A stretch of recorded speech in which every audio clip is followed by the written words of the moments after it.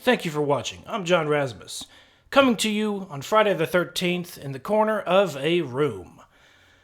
Corners of Rooms is an extreme secret. It's an occult secret that has been hid from the world, I believe, for thousands of years, if not more. I had a lucid/astral dream about Corners of Rooms about a month ago, and I wrote it down, and it's going to be in my first prequel book, which is going to be a short book, but it's going to focus on Corners of Rooms. I'm writing it right now. I just want to share this information. Much of what you will see in this video will be written in my book, Corners of Rooms. Corners of Rooms, what is it? What's the big secret? What's the big deal?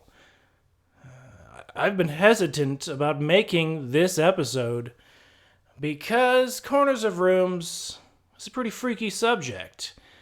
It's about demons, demonic entities.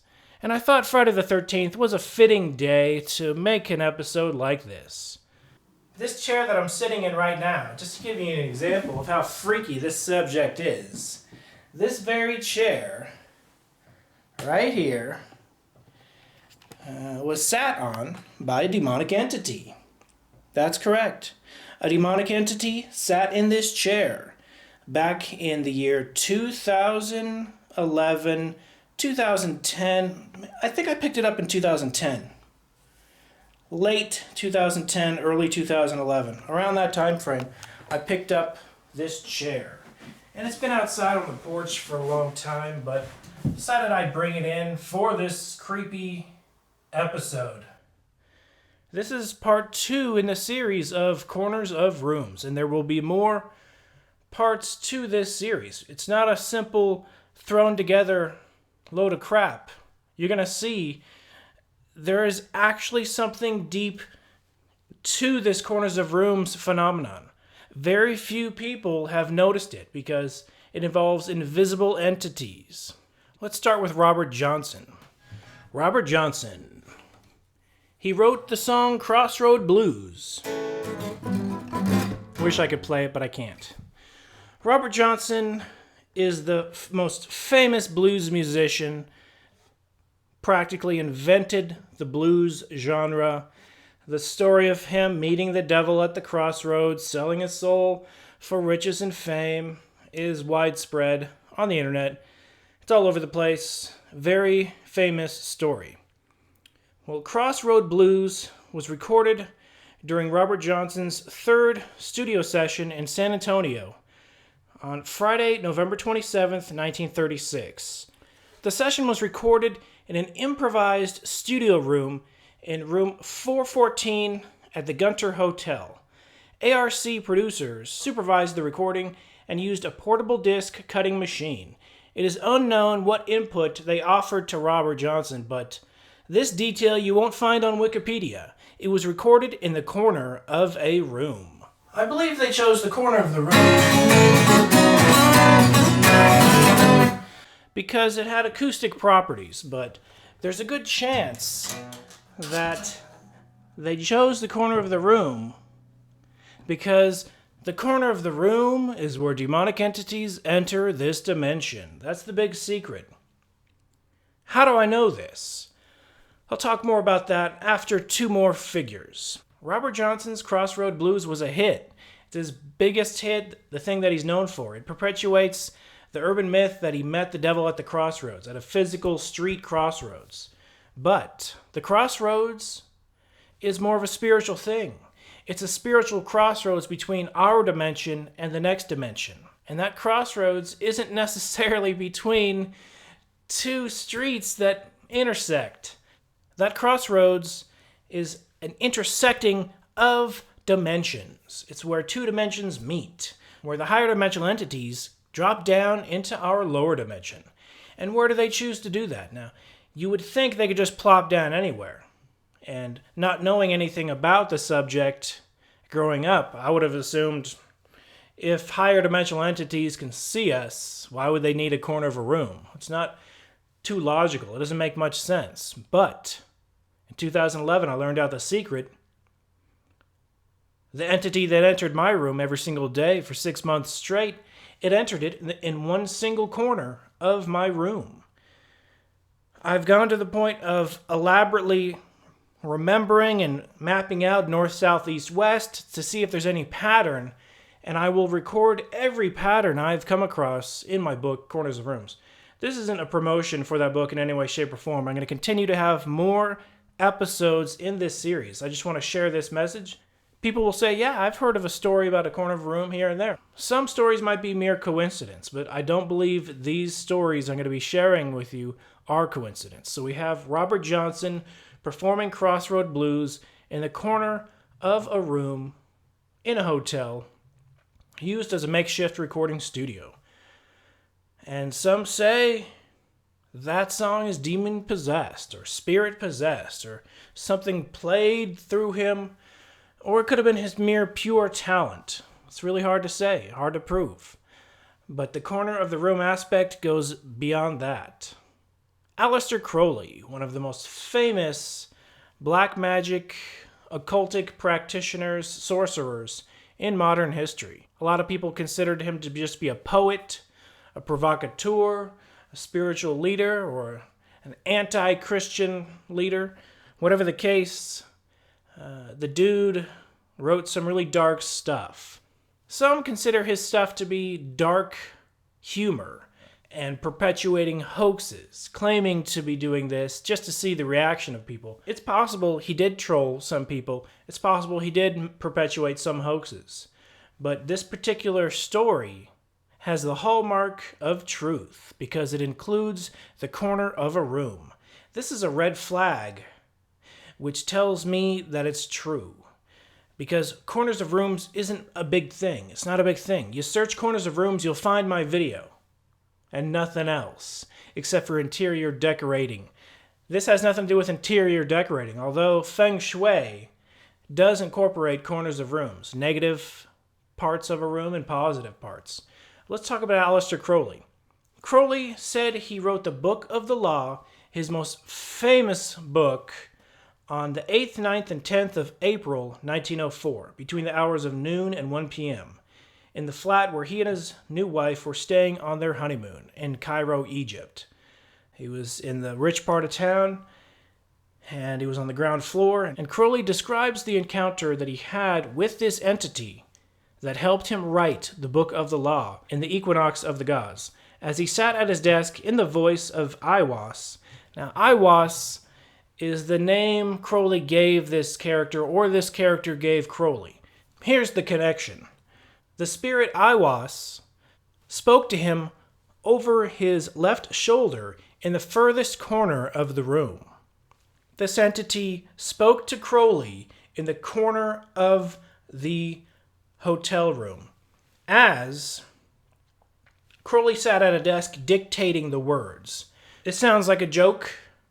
Crowley leaned atheist sometimes. Sometimes even Crowley himself admitted he wasn't sure if he was his subconscious or an external entity, but he leaned toward it being an external entity.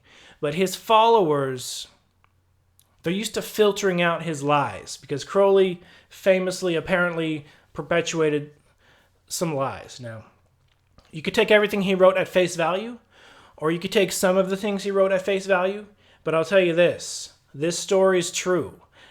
An actual disembodied demonic entity spoke to Aleister Crowley from the corner of his room that he was staying in for his honeymoon in Cairo, Egypt.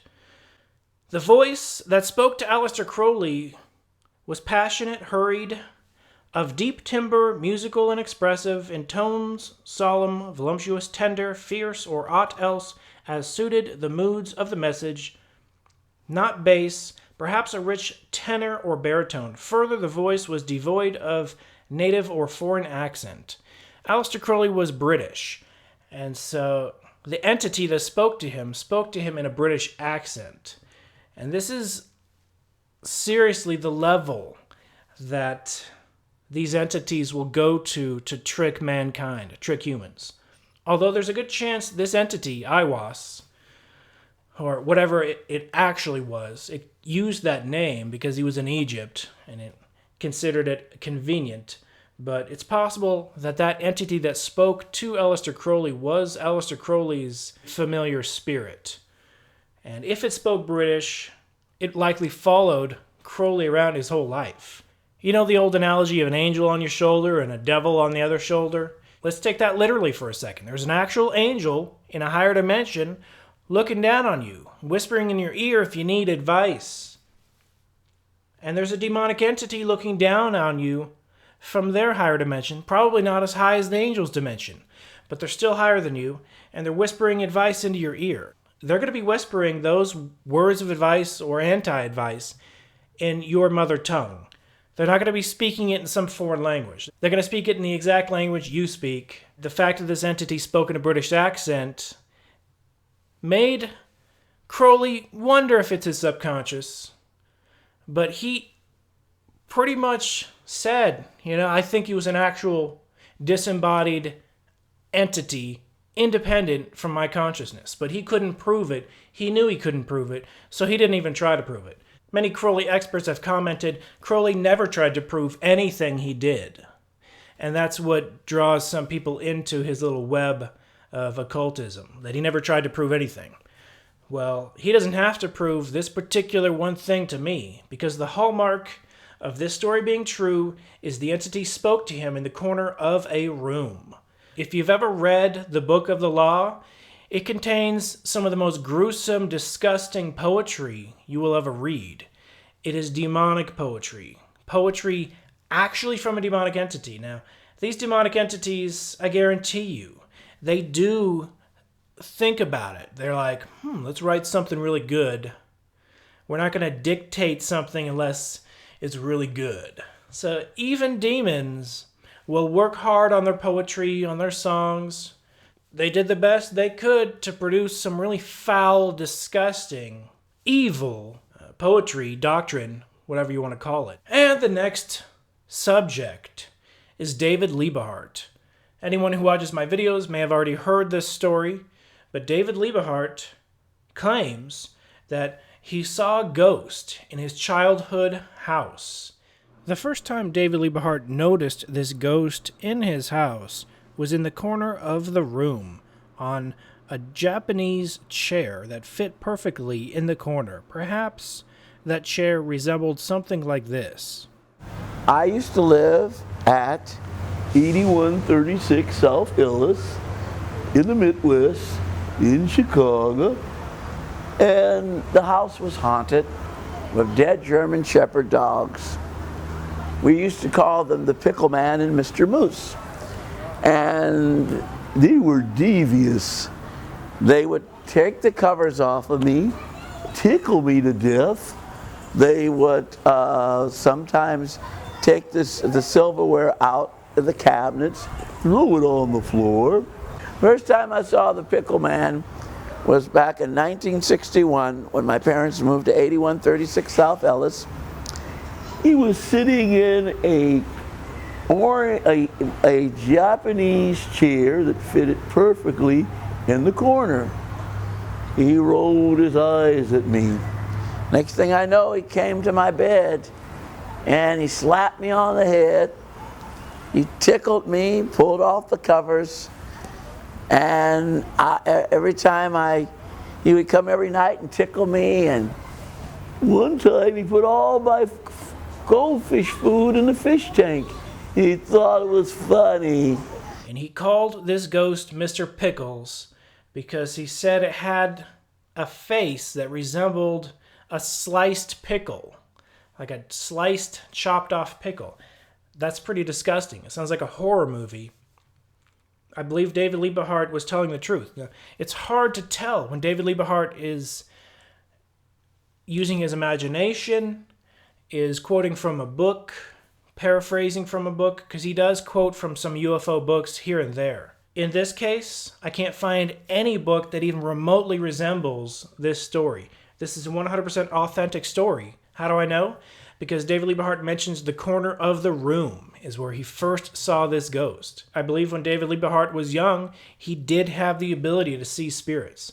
It's actually a gift that young people, children, are born with sometimes and can see sometimes. Of course, parents will tell them it's an imaginary friend and just forget about it. And the ability to see spirits does seem to go away as the kids grow up. Luckily, I was never born with that gift. I think it would be extremely frightening to be able to see dead people or see ghosts, see demons, whatever the case may be. I have met someone that claimed they could see demons when they were younger, and as they grew up, they could no longer see them. I wish I would have asked them what did the demons look like, but they were very hesitant about telling me the story. And they only told me the story because I told them of my story. This was back in 2011 when my room was poltergeist haunted. This is an actual story, actually happened. I'm not going to elaborate on that in this video. This video is about corners of rooms. But every single day this entity entered my room, it entered in the corner of my room. How do I know? Because it made loud noises in the corner of the room. Loud noises such as... I can't reproduce the noises. Some might say, oh, it's simply the house settling, and that's the focal point of the foundation. Most definitely, that is the case many times. I won't argue with that. But when physical objects are moved in that corner of the room, I talked about this in a previous video, but I had a green screen curtain, if you will, pinned to the corner of the room over to the closet, and the corner of the room side was yanked down. I saw it yanked down with my eyes. I saw basically hands grabbing it and yanking it down in front of my eyes. It wasn't mere gravity. I saw it actually get yanked to the point where the pin flew away. This is the actual green screen that was pulled down. You can see the two very large, or three, or four, very large holes, three big ones, where I continually put the pins in over and over and over. This isn't a replica, this is the actual green screen I used back in 2011. I only used it for one single video, a hoax hunter or channel promo for new videos materializing soon. New videos did not materialize soon because I was kind of busy getting harassed by a poltergeist entity, but here's just a reenactment to the best of my ability of what it was like when I pinned this to the corner of my room.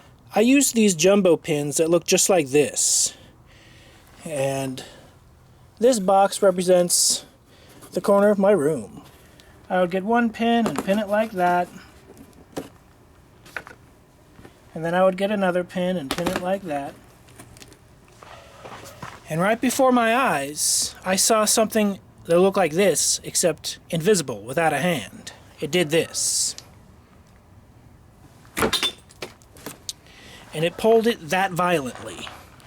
I went back and I repinned it, and like an invisible hand, I saw something get grabbed like this, and it just yanked down in front of my eyes. Over and over and over and over and over. We're talking at least 5 times. At this point, I didn't pin my green screen in that corner of the room any longer. I had boxes, I had a computer in the corner of the room, I had different items, I had my tripod. Every item I had in the corner of that room was knocked down, spontaneously. I didn't live near train tracks. I didn't live on an earthquake fault. Everything in the corner of this room was knocked down before my eyes in daylight. But the daylight was 6 p.m., 5:30 p.m. Usually by artificial light. When the lights were on, I could see things get knocked over. These items were knocked over in the corner of my room, almost for a response. These entities, or entity, I suspect there was more than one, and I suspect they can stack on top of each other when they want to move something big. But their power is limited. They're not very strong concerning our dimension and moving physical objects. So the movie Poltergeist of items levitating, it's possible. I've never seen items levitate with my own eyeballs. But I did perhaps hear levitation a few times. And I will talk about that. I will write about that. This is the secret of corners of rooms. Demonic entities enter for some reason.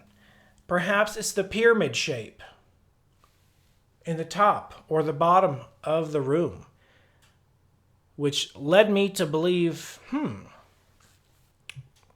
I heard these entities are obsessed with sacred geometry, specifically angles, like a pentagram, specifically fractal designs. Sacred geometry goes into many, many, many categories.